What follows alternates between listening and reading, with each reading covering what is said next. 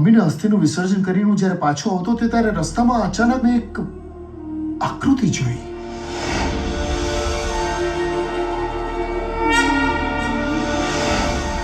અને અચાનક હું રસ્તો ભૂલી ગયો. અટકી ગયો હું રસ્તેથી. આડો અવળો ગમે ત્યાંથી જોતો અચાનક તમારા ઘરની સામે આવીને મારી ગાડી બંધ પડી ગઈ. મેં જોયું તો મારા મોબાઈલનું નેટવર્ક જતું રહ્યું હતું.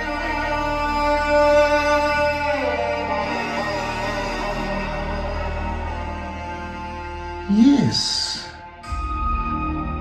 મને લાગે છે કે તમારા પત્નીની રામાપીર પ્રત્યેની ભક્તિ શ્રદ્ધાએ જ તમને રણુજા મોકલ્યા. અને રણુજાથી રામાપીરે મને અહીંયા મોકલ્યો તમારા પત્નીનું ઓપરેશન કરવા માટે.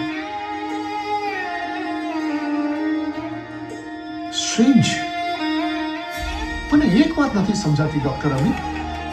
હું જ્યારે ઓપરેશન કરતો હતો ને ત્યારે આટલું જટિલ ઓપરેશન કરવા માટેના પૂરતા ઇક્વિપમેન્ટ્સ અહીંયા નહોતા. કોઈ ટેકનિકલ સપોર્ટ નહોતો અહીંયા, અને છતાં પણ હું આ ઓપરેશન એકદમ સક્સેસ કરી શક્યો. It's medical.